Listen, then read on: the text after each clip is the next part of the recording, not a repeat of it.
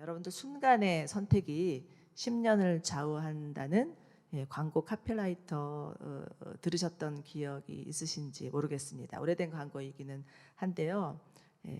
저는 몇 년 전에 유선 청소기를 늘 사용하다가 좀 고가의 그 무선 청소기를 12개월 할부로 사서 지금 사용하고 있습니다.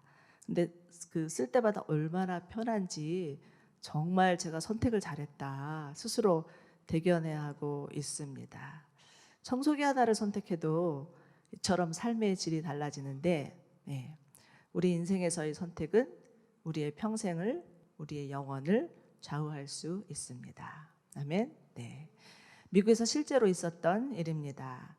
어느 주일에 두 명의 젊은이가 도박장을 찾아갔습니다. 그런데 공교롭게도 도박장 바로 옆에는 아주 작은 한 교회가 있었습니다.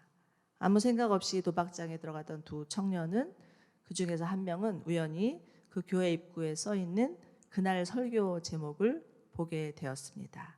그 설교 제목은 죄의 삭은 사망이다 였습니다. 그 길귀를 본 이 청년은 마음에 이제 좀 찔림이 있었던 거죠.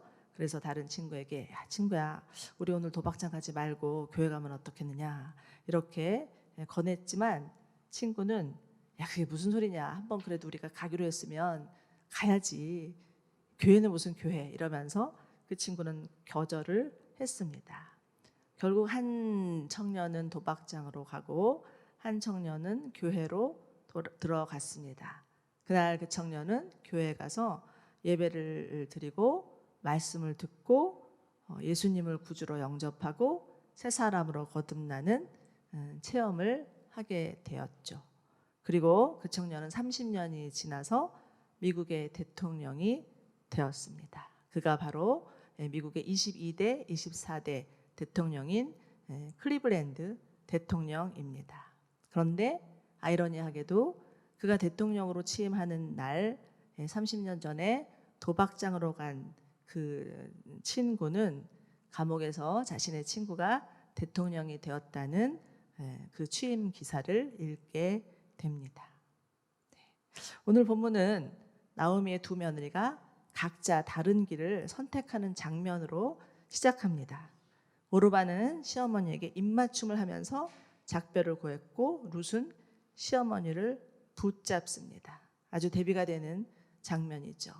그런데 오르바라는 이름은 곧은 목이라는 뜻이고 룻은 동반자, 친구라는 뜻을 가지고 있습니다. 위클리프 성경사전에 의하면 오르바는 룻과 함께 그 시어머니 나오미를 40걸음 정도 따라가다가 자신의 백성과 자기 신에게 돌아갔다고 합니다. 인간적으로 볼 때 오르바는 결코 못된 며느리가 아니었습니다. 그러나 하나님 앞에서는 자신의 이름대로 목이 곧은 백성이 된 것입니다. 하나님은 사실 오르바에게 하나님 믿는 가정으로 시집 보내셔서 영생 얻을 수 있는 기회를 주신 것이죠. 그러나 그가 스스로 생명의 길을 버리고 멸망의 길을 선택한 것입니다. 이로 인해서 오르바는 영영 우리에게 잊혀진 존재가 되었고 룻은 반면에 메시아의 조상이 되는 그런 영광을 얻게 된 것이죠. 정말 그 인생의 선택으로 인해서 이렇게 두 사람의 인생길이 갈라지게 된 것입니다. 이스라엘 백성들은 자녀 교육의 하나인 그 쉐마가 있는데요. 그 쉐마를 늘 자녀들에게, 유대인 자녀들에게 낭송을 해주는데 오르바의 길은 멸망의 길이요 룻의 길은 생명의 길이다, 이렇게 늘 가르친다고 합니다. 14절 다시 보시면 14절에서는 그러나 룻은 시어머니를 붙잡았습니다 라고 되어 있죠. 여기서 붙잡다 라는 동사는 두 개의 물체가 딱 달라붙어서 떨어지지 않는 상태를 의미합니다. 여러분 껌딱지 아시죠? 껌딱지를 딱 붙이면 떼려고 하는데 떼려고 할수록 더 늘어지게 달라붙어 갖고 떨어지지 않는 거예요. 마치 이런 거죠. 그런데 이것은 창세기 2장 24절에 남자가 자기 부모를 떠나서 그 아내와 결합해 한 몸을 이룬다라고 말씀하신 그 말씀에서 결합하다와 같은 의미를 가지고 있습니다. 나오미는 나오미와 조금도 떨어지지 않고 정말 운명을 같이 하겠다고 하는 이 룻의 결의가 얼마나 강력했는지를 생생히 보여주고 있는 것입니다. 자, 우리는 이 룻의 모습에서 하나님과 우리와의 관계를 생각해 볼 필요가 있습니다. 붙잡다라는 동사를 묵상하면서 또 우리의 삶 가운데 적용해 볼 수 있습니다. 요한복음 15장을 보면 예수님께서 자신을 포도나무라고 하시고 우리를 가지라고 비유하고 계십니다. 15장 4절에서 보면 가지가 포도나무에 붙어 있지 않으면 스스로 열매를 맺지 못하는 것처럼 너희도 내 안에 있지 않으면 열매를 맺을 수 없다라고 하시죠. 예수님과의 관계에서 가장 중요한 것이 무엇일까요? 남들보다 성경을 더 많이 아는 것도 아니고요. 많은 사역을 하는 것도 더더구나 아니고 무슨 직분을 가졌느냐 이것도 아닙니다. 어떤 상황이든 어떤 경우든 예수님께 딱 붙어 있는 것. 이게 가장 중요합니다. 나이 50이 훨씬 넘어가지고 대학원에 들어가서 열심히 공부하는 집사님 제가 아는 분 한 분 계셨습니다. 그런데 그 모습이 정말 대단해 보여서 어떻게 그 나이에 그렇게 열심히 공부하십니까? 라고 제가 격려해드리고 싶었어요. 그래서 말씀드렸더니 본인은 하시는 말이 자기는 고등학교 때 집이 너무 쫄딱 망해가지고 대학을 가지 못했는데 그 대학 가지 못한 열등감, 그 열등감이 늘 따라붙어서 가방끈 느리느라고 이 나이까지도 고생하고 있다고, 생고생하고 있다고, 정말 별거 아니라는 거 본인도 아는데 붙들고 있다고 이렇게 말씀을 하시더라고요. 여러분은 무엇을 붙들고 계십니까? 우리들에게도 하나님 계시죠? 그런데 하나님 플러스 알파, 그 알파를 좀 붙들고 싶은 마음들이 있을 수 있다라는 것입니다. 그러나 주님은 내게 붙어 있어라. 내게 붙어 있을 때 네가 생각지도 못했던 풍성한 삶, 열매 맺는 삶을 맺게 될 것이다 라고 말씀하신다는 거죠. 여러분 누구에게 붙으시겠습니까? 여러분 뛰는 놈 위에 나는 놈이 있다는 걸 아시죠? 그 나는 놈 위에는 붙어있는 놈이 있습니다. 예수님께 딱 붙어있는 저와 여러분들 되시기를 축원합니다. 아멘. 자, 이제 15절을 보시면 나오미는 끈질기게 따라붙는 룻, 그에게 다시 한번 돌아갈 것을 강력하게 권면하지만 룻은 아주 단호하게 거절하고 있습니다. 다시 우리 16절 17절 한번 읽어볼까요? 시작. 그러나 룻이 대답했습니다. 자꾸 저한테 어머니를 떠나거나 어머니에게서 돌아서라고 하지 마십시오. 어머니가 가시는 곳이면 저도 갈 것이요 어머니가 머무는 곳이면 저도 머물 것입니다. 어머니의 민족이 제 민족이며 어머니의 하나님이 제 하나님이십니다. 어머니가 죽는 것에도 저도 죽을 것이고 저도 거기에 묻힐 것입니다. 죽음 외에 그 어떤 것도 어머니와 저를 갈라놓을 수 없습니다. 그렇지 않으면 여호와께서 내게 심한 벌을 내리고 또 내리셔도 좋습니다. 여러분 인간적으로 볼 때 룻은 나오미를 따라갈 수 있는 그런 상황과 형편이 아니었습니다. 룻은 모압 족속 이방 여인이었죠. 당시 모압인은 유대인들에게 개만도 못한 취급을 받는 그런 족속이었습니다. 룻이 유대 땅으로 간다는 것은 모욕과 멸시를 감수해야 되는 일이었고요. 더군다나 나오미는 지금 가진 것 하나도 없었습니다. 만약에 물려받을 유산이라도 좀 있다면 따라갈 만하다고 할 수 있을지 모를까? 나오미는 살 곳도 없고 기댈 곳도 없는 아주 그냥 대책 없는 인생이 나오미의 인생이었습니다. 그리고 또 이 시어머니를 따라가지 않는다고 해서 잘못된 일도 아니었습니다. 남편이 돌아가셨고, 그러면 자기가 살던 고향으로 되돌아가도 누가 뭐라 할 사람 아무도 없었고 지극히 당연한 일이었습니다. 시어머니를 굳이 따라가야 될 명분이 하나도 없었던 거죠. 남편도 없고 자식도 없는데 굳이 시어머니를 따라가야 될 이유가 도대체 무엇이 있겠습니까? 만약에 우리 주변에 이런 사람이 있어서 이런 상황 가운데에서 시어머니 따라가겠다라고 하면 아마 주변의 사람들은 다 쌍수를 들고 말렸을 것입니다.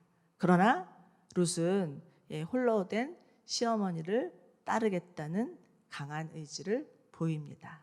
어떻게 룻이 이와 같이 용기 있는 선택을 할 수 있었던 것일까요? 룻의 선택 첫 번째는 하나님 때문이었습니다. 하나님께서 룻을 먼저 선택했기 때문이라는 거죠. 룻은 이미 하나님이 택하신 하나님의 백성으로 예정되어 있던 자였습니다. 예수님은 제자들에게 말씀하시죠. 너희가 나를 택한 것이 아니라 내가 너희를 택했다. 에베소서 1장에는 이런 말씀이 있죠. 세상이 창조되기 전에 그리스도 안에서 우리를 선택하셔서 사랑 가운데 거룩하고 흠이 없게 하셨다. 이렇게 말씀하고 있습니다. 여러분, 우리가 하나님의 자녀가 된 것은 하나님의 미리 택하심, 하나님의 선택 때문입니다. 우리가 하나님을 택한 것이 아니라는 거죠. 그렇다면 우리가 염려할 것이 없는 게, 어떤 분은 내가 이렇게 지금은 예수를 잘 믿지만 나중에 예수님을 혹시 잘 안 믿고 떠나면 어떡하나, 이런 염려를 하시는 분들도 계시더라고요. 그러나 염려하지 마십시오. 왜요? 하나님이 여러분을 택하셔서 여러분을 정말 하나님 자녀 삼으셨기 때문에 절대로 여러분을 떠나지 아니하시고 주님이 여러분을 정말 하나님 나라 갈 때까지 이끌어 주실 것을 믿으시기 바랍니다. 네. 자, 두 번째, 그 룻의 선택 두 번째는 나오미를 통해서 하나님의 사랑을 경험했기 때문입니다. 룻은 이 믿는 가정에 시집을 온 거예요. 하나님을 모르다가. 그래서 이 가정에 시집을 와서 시어머니 나오미의 삶을 지켜보았을 것입니다. 참으로 우여곡절이 많이 있었지만 남편도 잃고 또 자식도 잃었지만 그런 아픔 가운데서도 끝까지 하나님을 바라보고 하나님을 믿는 그 시어머니의 모습을 보면서 어머니는 뭔가 다르다. 그동안 내가 믿었던 신하고 하나님은 정말 다른 것 같다. 그 하나님은 누구신가? 나도 그 하나님을 좀 알고 싶다. 나도 그 하나님을 믿고 싶다. 이런 마음의 소원이 저절로 일어났을 것입니다. 그리고 정말 며느리를 딸처럼 아끼는 그런 어머니의 사랑에서 하나님의 사랑을, 그 하나님의 사랑을 느껴서 마음이 녹아졌을 것입니다. 이것은 어쩌면 룻에게는 처음 경험해 본 사랑, 정말 절대로 버릴 수 없는 사랑, 포기할 수 없는 그런 사랑, 누리고 싶은 사랑, 그런 사랑이었을 것입니다. 여러분, 복음은 말로 전하는 것이 아니라 삶으로 보여주는 것입니다. 베드로전서 3장 1절에서는 이런 말씀이 있죠.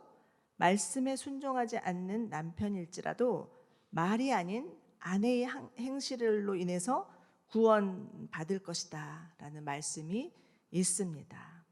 여러분, 세상은 교회에게 복음을 보여달라고 하지 복음을 말하라고 하지 않습니다. 그런데 교회가 복음을 보여주지 못하기 때문에 정말 속히 주님이 오시겠다고 하시는 그 약속의 말씀이 지체되고 있는 것은 아닌가라는 생각을 하게 됩니다.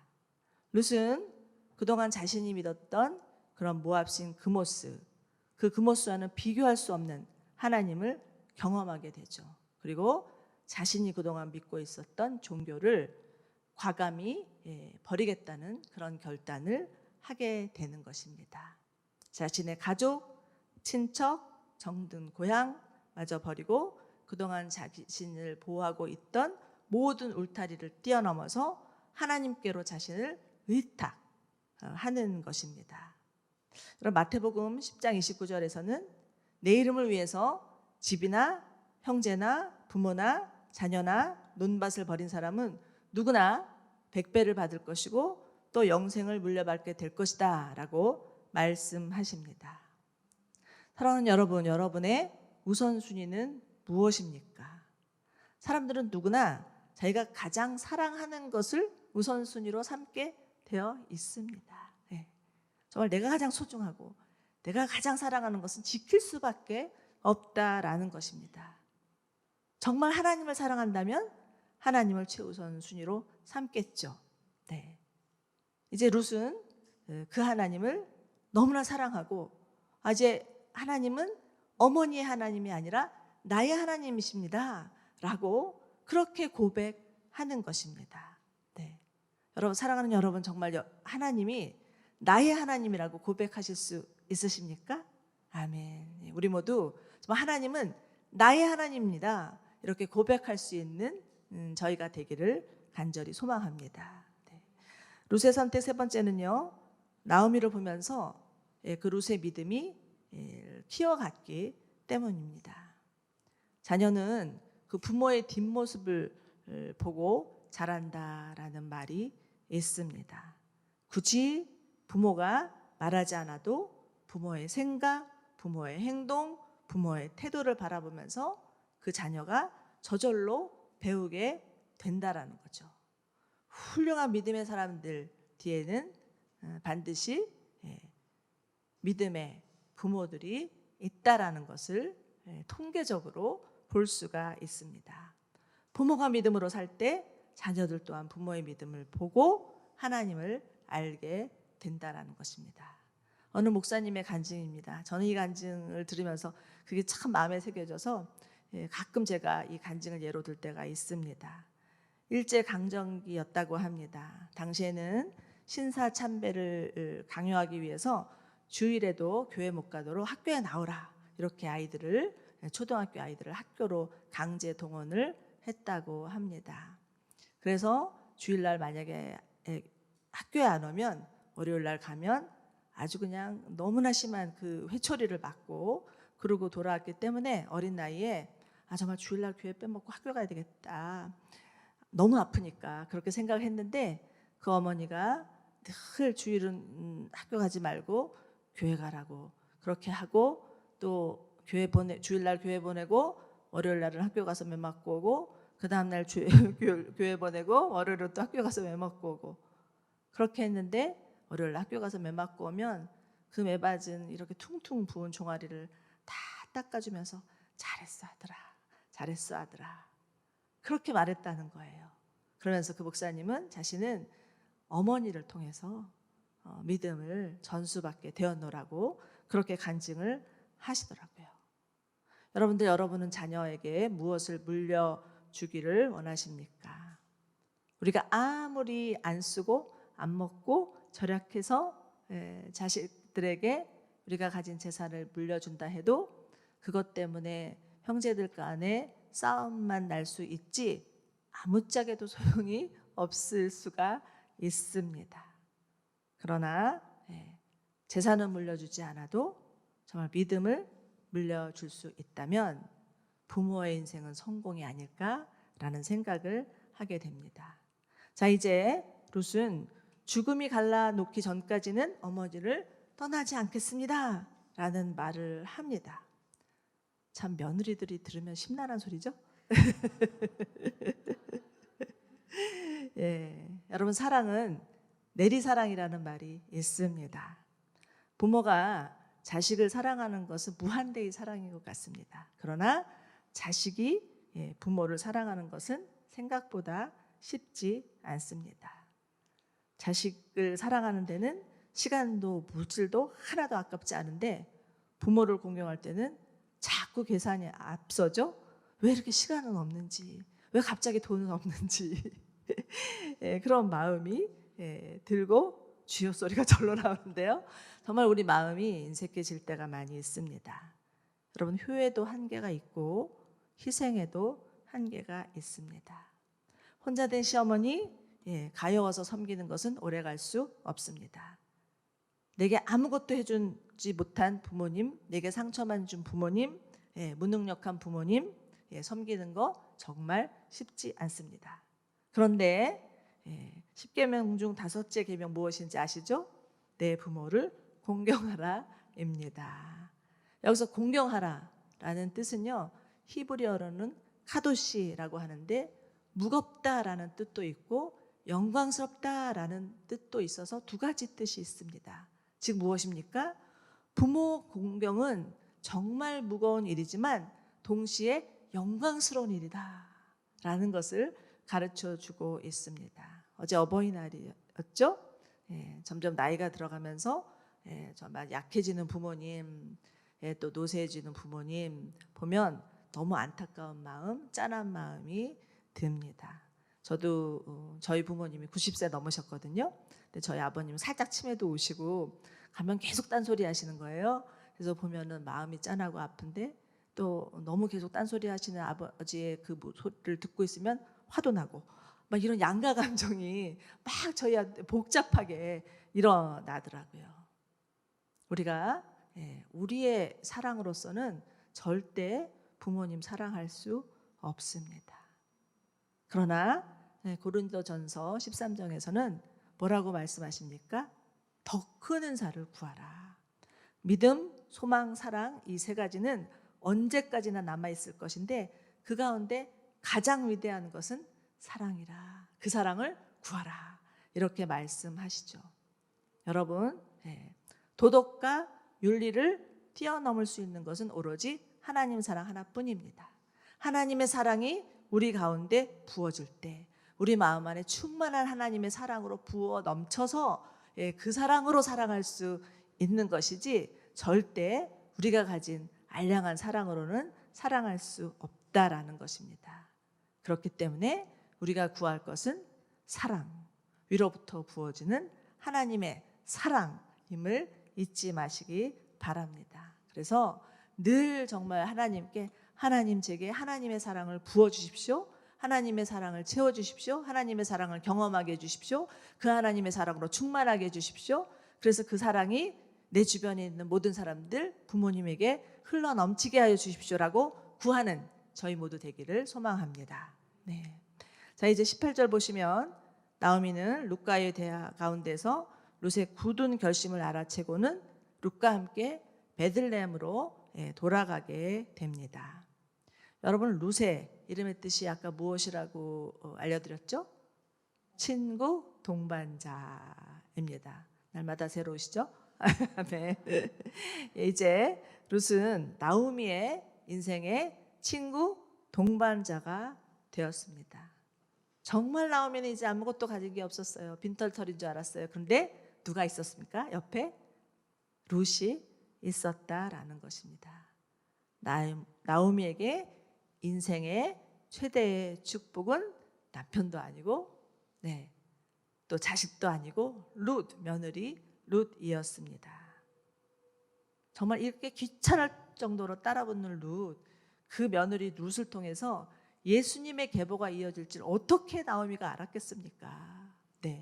또 하나님의 그 놀라운 구속의 역사를 이 또 룻을 통해서 하나님이 행하실지를 어떻게 나오미가 짐작이나 할 수 있었겠습니까? 하나님의 섭리, 하나님의 뜻, 하나님의 계획 가운데 있었다라는 것이죠. 자, 이제 나오미와 룻이 베들레헴에 도착하자 베들레헴 동네는 순식간에 떠들썩해집니다. 19절에서 떠들썩해졌다라는 말은 사실은 동네에 가십거리가 되었다라는 말이기도 합니다. 남의 말 좋아하는 사람들이 그 나오미와 그 룻이 돌아왔다는 그 소식을 듣고 막 입방아를 찍는 거죠. 당연히 그 동네 최고 관심사가 아니었겠습니까? 그래서 당시 이제 인터넷 검색 순위 1위가 나오미와 룻이었다라는 거죠. 자, 동네 사람들은 아마 이렇게 생각했을 것입니다. 정말 잘 살아보겠다고 또 고향을 떠나더니 남편도 잃고 쫄딱 망하고 돌아왔네 나오미가. 그리고 저 옆에 달라붙어 있는 저 젊은 여자는 누구야? 이러면서 계속 아마 궁금해하고, 물론 또 나오미가 돌아온 것 때문에 반갑기도 했겠지만 또 한편으로는 수근수근하고 이제 그랬을 것입니다. 그러나 나오미는 괴념치 않습니다. 그리고 사람들 앞에서 자신을 솔직하게 오픈합니다. 20절, 21절인데요. 저희 한번 같이 읽어보겠습니다. 시작. 네, 그러나 그녀가 그들에게 말했습니다. 나를 나오미라 부르지 말고 이제 마라라 부르십시오. 전능하신 분께서 인생을 고달프게 만드셨으니 말입니다. 내가 나갈 때는 풍족했는데 이제 여호와께서 나를 빈털터리로 돌아오게 하셨습니다. 그러나 어떻게 나오미라고 부르겠습니까? 여호와께서 나를 치셨고 전능하신 분께서 내게 고난을 주셨으니 말입니다. 자, 나오미의 이름의 뜻은요, 기쁨, 즐거움이었습니다. 그런데 마라는 쓰다, 비참하다라는 뜻이죠. 지금 나오미가 자신을 나오미라 부르지 말고 마라라고 부르라 이렇게 한 것은 그녀의 아주 솔직한 고백인 거죠. 10년을 동안 떠나서 오랜만에 만난 고향 사람들 앞에서 자신의 잘못, 자신의 비참함, 자신의 상황들을 그냥 그대로 인정하는 것입니다. 잘 살아보겠다고 떠난 자신들의 계획이 수포로 돌아갔다. 이것이 다 욕심이었습니다. 라는 것을 인정하는 거죠.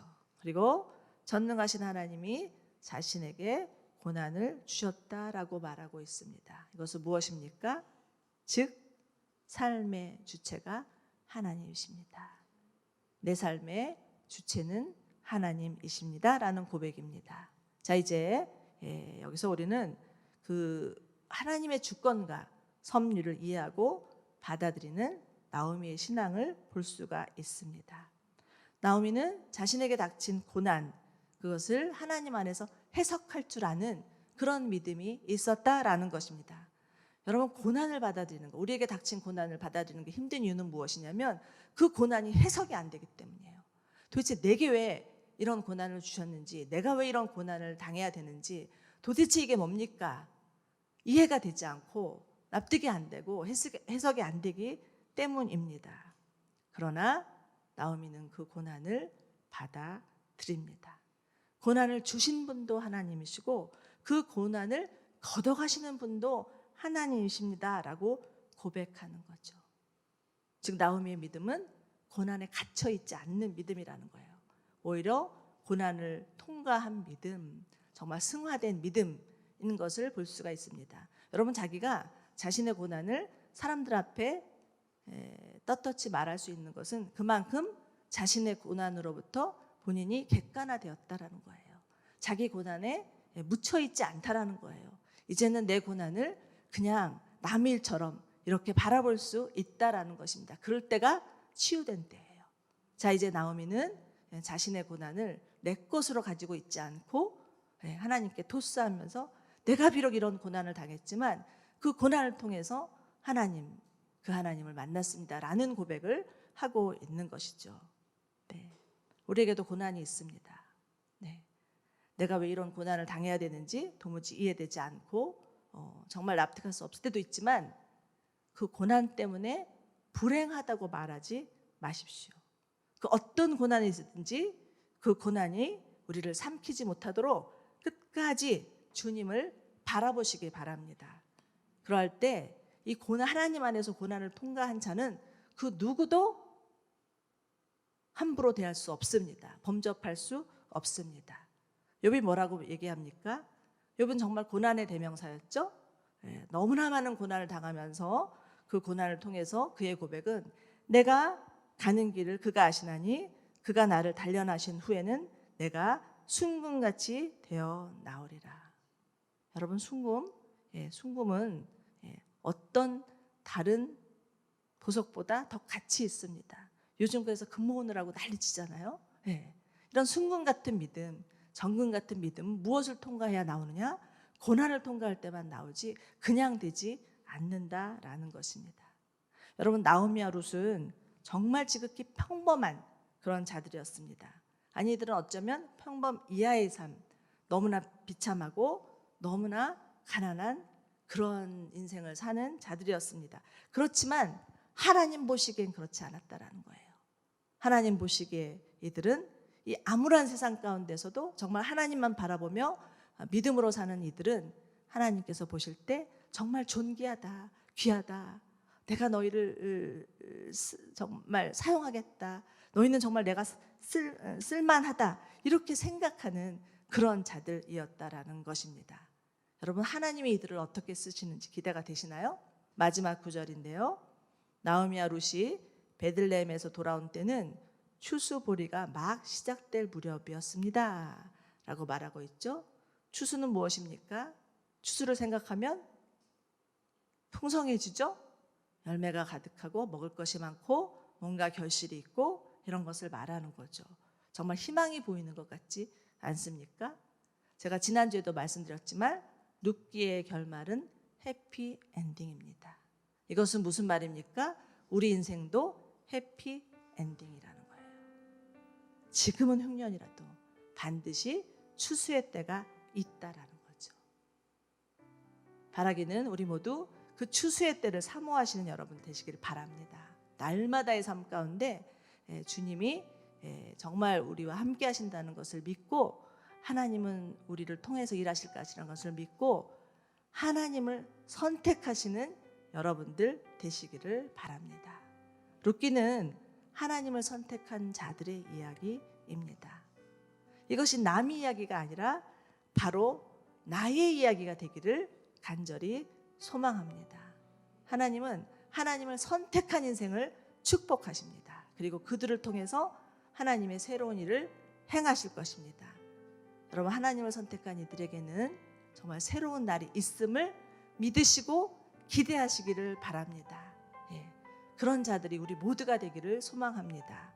날마다의 삶 가운데 하나님을 선택하고 그 하나님이 우리의 삶 가운데 새로운 일을 행하실 것을 기대하시는 저와 여러분이 되시기를 축원합니다. 아멘.